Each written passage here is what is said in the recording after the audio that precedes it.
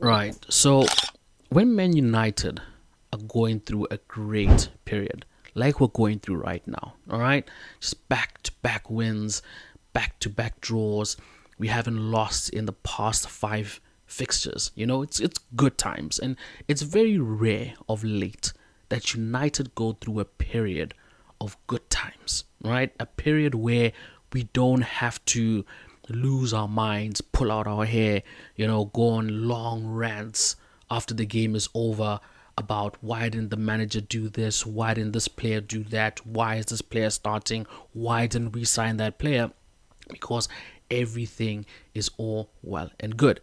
Now, during this stage, all right, we sort of develop this, how can I put it, disillusion to what's actually going on. And don't get me wrong, I'm not trying to be negative in this video, right? This has got nothing to do about me taking shots at United just because we have drawn again and we probably expected to win because we've been doing great so far, right? Probably up until this point. Okay? So we sort of developed this thing in our head of, you know what, United are good. You know what I mean? Like, this player is great, maybe we don't need to sign this position, maybe this and that, and we create all these nice fantasies in our head, and we sort of get blinded, or we sort of miss all those problems that we've been trying to fix in the first place, right? So we sort of get confused between luck and player mentality, especially when we're going on a good run of games, all right? And so we hype ourselves up. We rally behind everything well that's going on, and it's just like, yeah, let's not be negative. Yes, we've got these problems to deal with, but let's not talk about them because they're not important. Let's roll with it, which is true, all right? But there's some cases, and this game in particular, where you watch the game and that delusion like sort of starts to slip, all right? Because as much as you're enjoying the good run, you also have that fear inside of, geez, man, when is our luck gonna run out? When is our luck gonna run out? Because for you go these a lot of these fixtures doing so well, and it just seems so good to be true, and you want to believe it is player mentality. We are in a better place, and this and that and this and that. And then you get to games like this, and the cracks start to show again. And it's sort of unfair when you come out and you talk about these cracks, because it's like, oh, but when we're winning, why are we not talking about the cracks and everything? And that's a fair point, but we were winning, and everyone had this collective, narrative of let's be happy, let's take the win, and this and that. And at the same time, you don't want to go back and talk about these things, right? So United today, 2-2 against Spurs. Once again, United in a strong position. We scored the early goal. All right. We're playing away. We have a good bench, right? We're in good form, relatively good form, and we have a good opportunity here to actually go and take the game home. But we don't. Second half rolls through, and Spurs equalize. They go ahead, and then last minute we win the game. And now we ask ourselves a question: was this luck, or was this player mentality? Now, from a fan point of view, right, I don't really care so much about whether the fans are living in a delusional world, or they're reading the game, taking the game as it is, and whatever. It's all well and good, right? Everybody's got their own right to feel how they want to feel about their team in the moment. My problem is when the players, right, them are living in that world of delusion, that world of we are unstoppable, right? That world of, oh, we don't need to take our foot off. Oh, we can take our foot off the brakes. You know what I mean? Well, we can take our foot off the gas. You know, we just playing one game a week. Spurs played midweek. We've had more time to rest. We've scored an early goal. I mean, what's the point of taking the game? You know what I mean? To them, what's the point of going hard every single minute? What's the point of absolutely being ruthless and taking advantage of the fact that we are only playing one game a week? And then you hear comments after the match from players saying that, oh, we're tired. Tired? Bro, like, you're playing one game a week. United players have no excuse this season of being tired. More so to the fact that this team was rotated.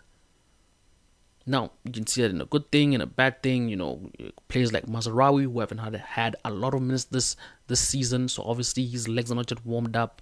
You know, we have De Ligt, who is, I don't even know what's going on with De Ligt, to be honest, right? And then, of course, we have Bruno Fernandes. Again, I'm not trying to take shots at him, but he's a player that he's just unsubbable. You can't sub him. You know what I mean? He's unsubbable, if that's even a word. You can have a bad game and it's just, keep him on. So, this game, all right, I know a lot of us, just in the heat of the moment, want to praise De Ligt, and rightfully so. He got us a point, and, you know, want to go out there and champion this whole thing of, it was player mentality. United are back. We've been reborn again, baptized in the River Jordan. No, guys, come on. This game was luck. We got so lucky. And if you want to be honest with yourself, we all saw it coming. Second half, we saw it coming. We know our midfield is poor, and it just got worse into the second half. Defense was poor. First half, second half. When you look at chances created, shots at goal, when you look at expected goals, that's your XG, Tottenham were leading in that department, and we were the ones with the goal up. Literally, during the second half, I remember looking at the stats, and I was looking at the XG, and I saw Spurs' XG was higher than ours. It was higher than ours. And I wasn't surprised, because that's exactly what I was watching. And I kid you not, 2 minutes after I saw that stat, right, they went and scored their first goal. They went and scored the equalizer. And I'm like, oh God, this is just not looking good. This is just not looking good. And then boom, boom, boom. You know what I mean? And as soon as they scored 2, right, there was part of me that was like, okay, we're going to equalize just based off what United have done in the past 4 fixtures of going unbeaten.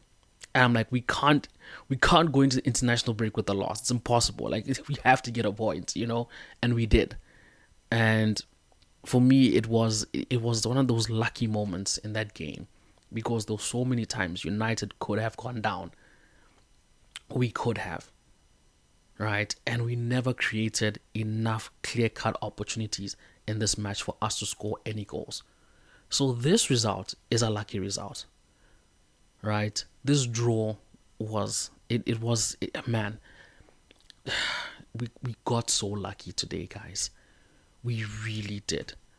This game was more of luck than mentality. Now, back to what I was saying, right? When I was talking about, you know, the problem of when players start to believe that we're invincible, right? And they do not work as hard as they're supposed to work.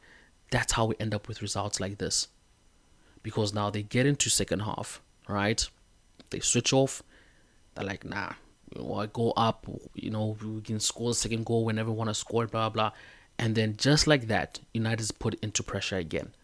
And it's so weird because in this game and the previous game, when we went to go down, right, the opposition went and scored their second goal not so long afterwards.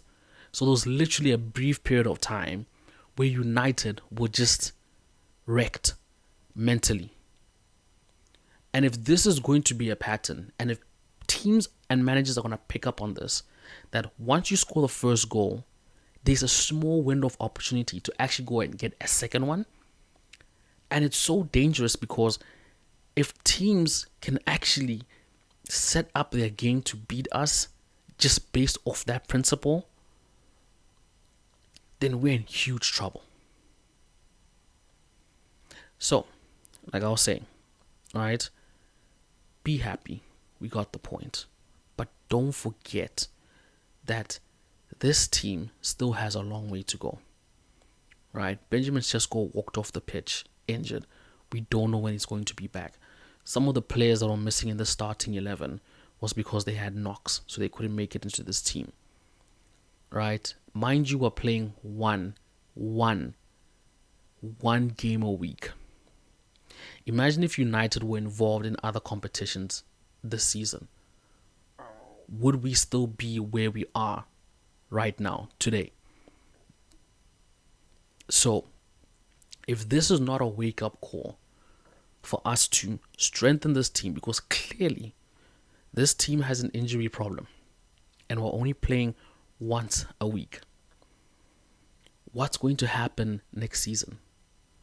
What's going to happen if we just happen to finish in the top 4 and things start getting difficult? These players have to, right now, have started preparing themselves for next season already, because this season is just one game a season, or one game a week, sorry. Right? United need to figure out this injury situation with the players, because next season it's just going to be tenfold.